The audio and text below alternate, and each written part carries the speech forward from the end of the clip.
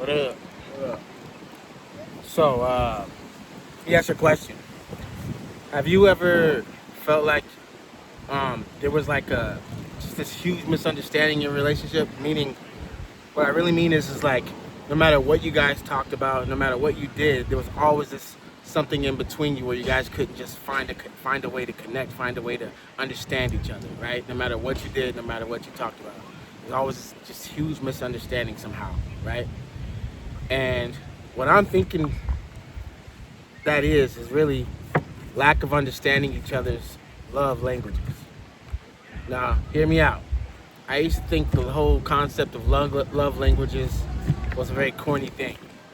I don't even, to this day, I'm not even 100% sure if it's the real reason why people have these misunderstandings, but I'm starting to think it at least plays a part. It may not be the only reason, but it definitely plays a part. And that's what we're going to talk about. Understanding these love languages, understanding your love languages, and maybe you can give them a try to maybe help yourself connect better with the person in your life, whether it be your girlfriend, your boyfriend, your friend, your mom, your dad, your cousin, doesn't matter. Relationships. So, I was talking about love languages, right? What are they? They say, right, based off the books and all the research you do online, they say there's like five of them. Stop right there. I think there's more than that. But let's just talk about the guy who talked about it, something Chapman or something like that. The guy who talks about it talks about these five love languages. It's like acts of love. What are love languages? They're basically the way someone receives love and um, the way they give it, the way they give love, and the way they receive love. And those five the main ones they talk about Or are show love. or show love, right? Give it, show, however you want, express it, however you want to say that. And one of them is words of encouragement, right? Or words of affirmation. Then there's touch, right? Physical touch. I think the other one is like gifts, giving gifts, or even receiving gifts. I'm trying to think of the other ones. Quality time. Yeah, quality Spending time. quality time. Exactly. Right. Right. So, There's that.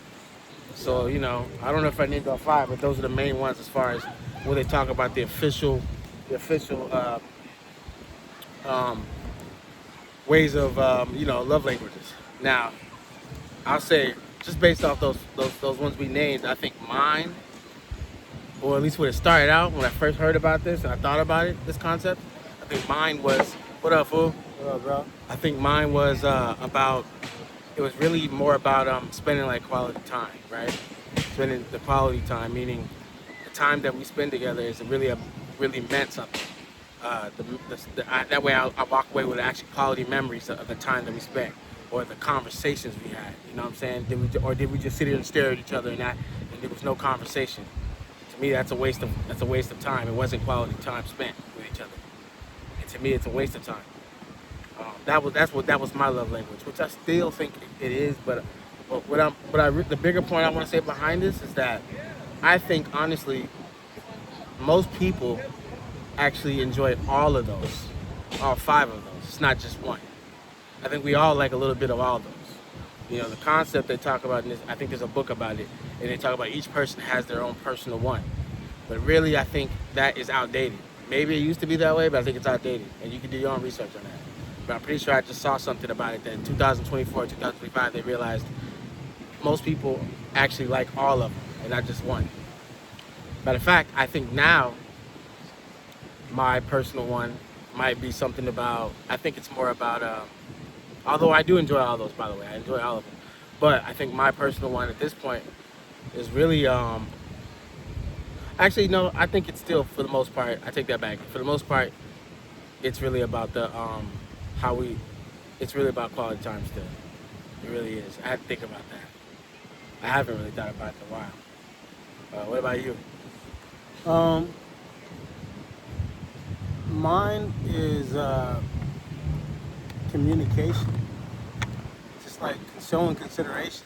Mm. That's a really small but very important one for me because I don't really give a fuck about whatever comes out your mouth too much. People fake all type of shit. People say all type of shit. Don't really mean nothing behind it. Right. It's the It's small true. things. It's the small considerations that you take is what means a lot to me. It shows me you're thinking about me for real, not just about what you can gain from it. It means you're really considering what really counts for me. Ooh, that reminds me. The other one I was gonna say was the attention to detail. Meaning, that's how I know do you really know me or not. You know what I'm saying? Do you really know me or I not? know Attention one to I didn't detail. used to have in the past. In the past, gift giving was not one of them. I didn't have it. Right.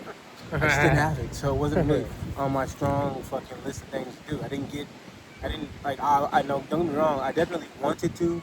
There was lots of times where I really was feeling a chick, and I thought she might have a bomb ass body or like some dope ass sense of style, and I might see something in the store, and I'm like, she would look good in that.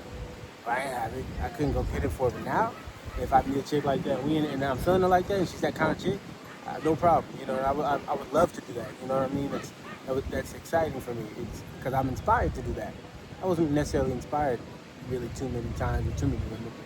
You know, a lot of other things, but not necessarily inspiration. Well, that's the thing. I don't think you can do any of these things unless you're inspired to do them, right? And you can't. Well, you can, but it's not gonna come off genuine. Yeah. So I don't think you should be doing it. Let me say it like that. I don't think you should be doing them unless you are inspired to do them. Because here's a good example. A misunderstanding that I had in my relationship was a big thing that she talked about. One of her love languages was receiving flowers, right? Often, whatever the fuck often is. I don't know what that even means because Every day, nigga. that could be every day, that could be once a month. I don't know. But my point is, but see, that's the misunderstanding right there, even in that conversation. But the other part I'm talking about is like, uh, so hers was like, receiving flowers, receiving gifts. I could not understand that, and the thing is, I couldn't understand like why was that so important. That was a big misunderstanding right there. I couldn't understand it. I was like, it's just a fucking flower. I couldn't get it. I couldn't see what you got out of that. And why was it so important to the point where it became a conversation, an argument all the time? And that's what I'm saying. Not understanding each other's, and these can be applied to all relationships. Like I said, not just love, but not understanding that person's thing that makes them tick is what could be that big misunderstanding. Um, Shit, that could be applied between he and I, between you and I as twins. Just because we're twins doesn't necessarily mean, you know, what makes me tick is what makes you tick. What you think is more important in a relationship. I could possibly say I value what I value most in our relationship as twins, as brothers, is the honesty. Meanwhile, you could say what I value is just you just saying nice things to me. Something like that. It's one example. Because one person might value the honesty, regardless if it's nice or not.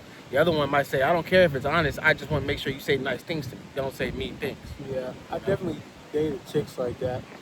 I know people like that. They'd rather just hear you say something nice to them as opposed to the truth. Me, if it ain't the truth, then I can't fuck with you no way because whether good, bad, or ugly, that truth is still the truth.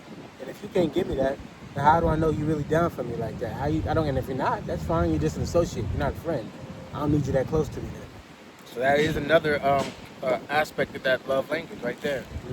I don't know what you would call it, but either way, it's another aspect of love language. Beyond that 5 that we just talked about. Yeah. Um, yeah. Another one with positive affirmations. I mean, saying positive things to your partner or the people that are around you that you care about, I think is very helpful because, for one, you never know what kind of day they're having. They might be feeling really down that day. Maybe the person that you're with, or maybe a happy-go-lucky person that day in general. Right. But that day they're not feeling so happy or go-lucky. Right. And they're kind of down, but they're not gonna tell you that. But because you know your peoples, you know who you're fucking with, you tell them something nice. You know what I mean? You tell them, give them a compliment. You let them know something positive about themselves. Right. Because that could have been the day they actually really needed it. Bring them back up. That's true. That's another one you're right because I couldn't understand this too in my relationship where she would say that she needed encouragement a lot. And I'm like, A lot of people like that. And I used to say, and I used to look down on that. I used to be very judgmental of that as a person who has for the most part usually I usually maintain a high self confidence. So I'm thinking, why you always need me to tell you how about yourself? You should feel that way before I do. That was once again, this misunderstandings that I'm talking about. I just couldn't understand, I couldn't understand why you always need that. But basically, she was just telling me that's what I need as a person, which, I get now. Then I couldn't understand it, I thought it was very insecure. I thought it was just a big sign of insecurity. I was like, why you need me to tell you how to feel about you, you know? But she was really just wanting to say, I just want to know how you feel about it. But encouragement just means you're encouraged. Yeah, like I said, what I learned was she just wanted to know how I felt about her, not necessarily tell her about herself. That's what I'm saying. Encouragement. Encouragement just means, like, keep going. You're doing a good That's job. one way to encourage somebody. That's not always the way to encourage somebody. That's one way to do it. Regardless, what I'm saying is what I learned in that situation in particular, what she wanted was just me to tell her how I felt about her, as opposed to just what I thought she wanted to hear was, hey, you're beautiful, you're great, like kiss her ass, basically. That's what I mean. Compliment. That's how I saw it. I saw it as kissing her ass. I saw it as kissing her ass, and I was like, why do you want me to do that? But what I'm saying is, once again, the misunderstandings, I learned that all she wanted to know was, how do you feel about me? Yeah. Which I don't see nothing wrong with that. Yeah. Another thing I was going to touch on was on the music aspect, because this is also a music channel. We also talk about music sometimes. And one of the things I wanted to talk about was when you talk about the words of affirmation. One of the hardest words of affirmation songs is, and I remember to this day when I first heard it, I thought, man, that's the sexiest song ever. Was that song by Kelly Rowland that she did with Lil Wayne. Yeah. Go lover, go, go. You know what I mean? Right? I forgot what it's called. Motivation, exactly. Nigga, every man in the fucking world was like, who don't want to hear that shit? Okay, you feel me? Niggas was at work like, I hate this job. Right? But Kelly Rowland got my back. Right. Who don't want to hear that? I need me a woman like this. Yeah, every nigga thought about this. Every man and woman want to hear that. Yeah, my bad. Every woman and man. Yeah, really. Right. But especially the men, because it just resonated directly to the men. Especially from a woman saying that. A nigga needs, especially, because a nigga needs to hear that. See, that's the thing. See, I think the reason why that meant so much to men, why it still does, is because men naturally, how do I put this? We already doing what we doing for the woman any goddamn way. Say that again. We keeping a job, we keeping an apartment, we driving a nice car, we keeping the money up, we work out. We doing it for the woman. Right. So after a while, when it starts to become like she's just used to it all the time, you're doing all these things for her all the time, you start to feel like I'm just convenient now. Right. Man don't want to feel convenient, nobody does. Right. You want to feel like I'm making a difference in her life. I really helped her out when I opened up the door for her today. I really helped her out when I brought them groceries up to the house.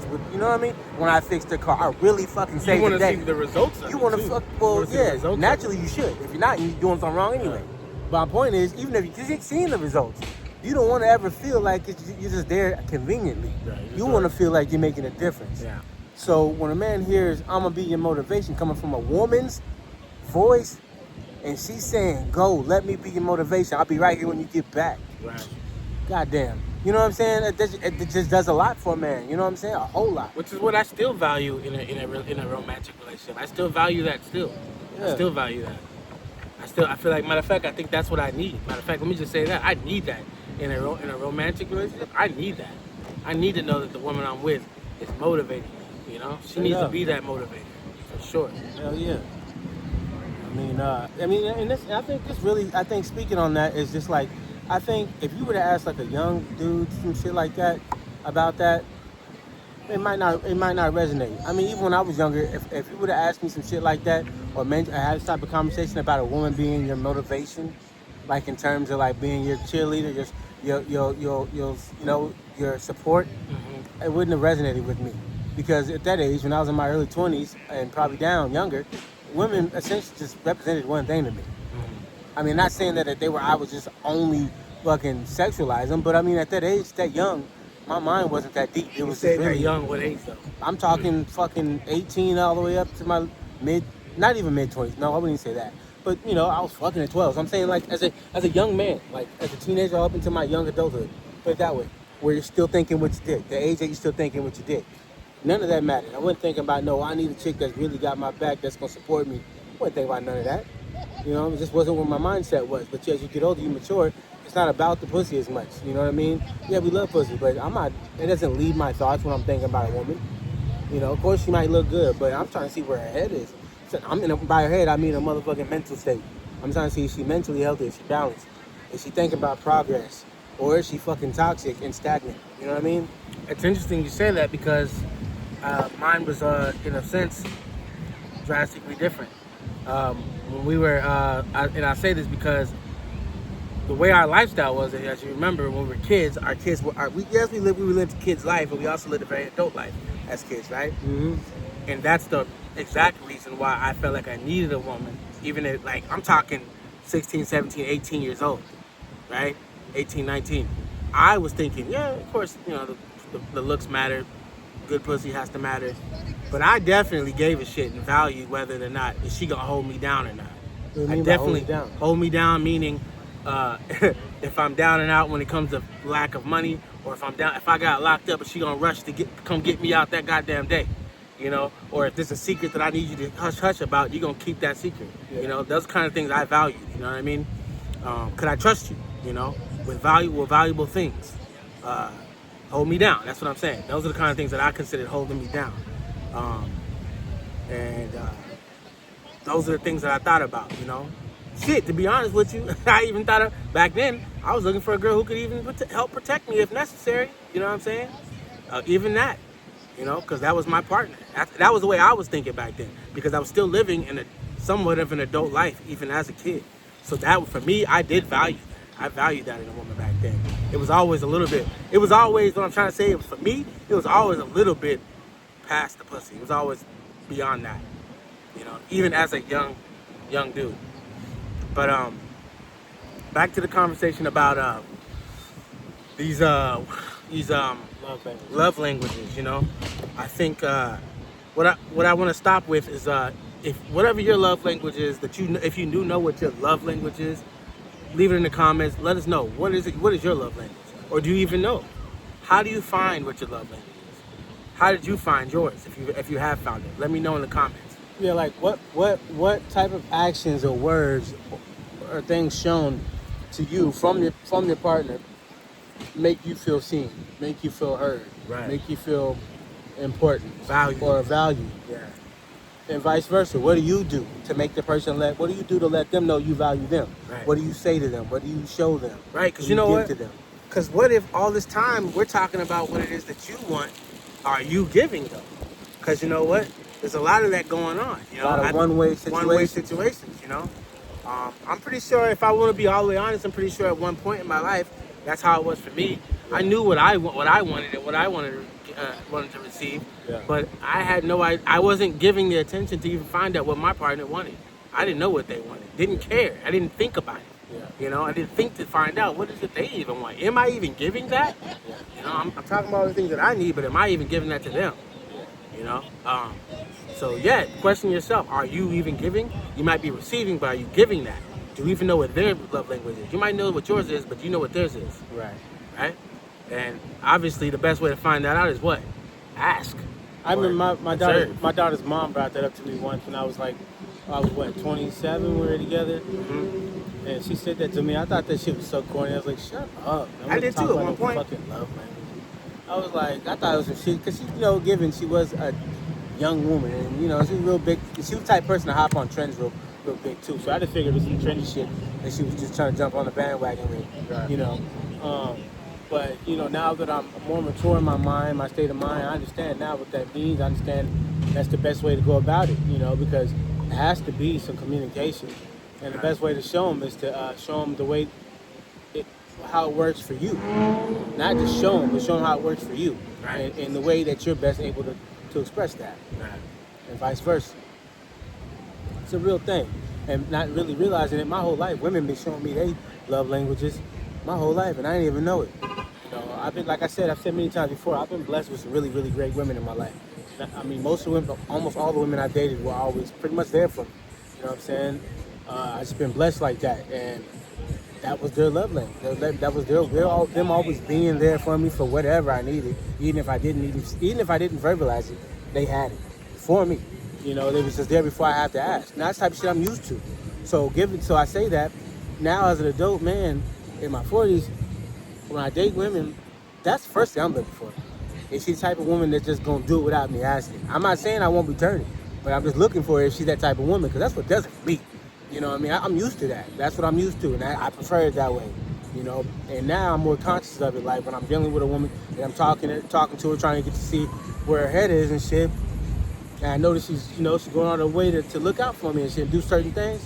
Okay, then I know we're going somewhere with it. That's all I'm looking at. She may not need to say it. She don't have to say it, but I know she's feeling me because, you know, looking out for a nigga. You know what I'm saying? So now I know, you know, when a woman goes out of her way to make sure, you know, if I left my phone somewhere, she stops. Hey, pick up your phone. You left your phone. Right. Or did you eat? You know, I love that one. And I want to add to that those are also love languages for me for sure. Yeah, feeding my ass. Yeah. I fall in love. I'm telling. I get weak in the knees. You don't let her be a good cook, and she can feed me and be good at it. And then more importantly, I like someone who likes to be able to who can talk, who can really speak their mind, but also knows how to live in silence. Who also knows how to be in silence when it's time to. Yeah, you know what I mean? Yeah, for sure.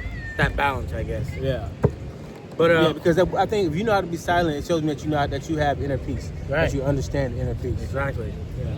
So yeah, these are some of the love languages that we're speaking on. What are yours? Yeah. Let us know in the comments. What are your love languages? What do you know about love languages? Let's have a conversation about this in the comments. Let us know. Make sure to like and subscribe this channel and like the video. Share this with somebody who might be able to learn something from this, who might be able to get something from this. All right? So, yeah. I love you. And I love myself. I'm able to love myself. I'm able to love you because I'm able to love myself. So take some time to love yourself for yourself. I fuck with y'all. Cool.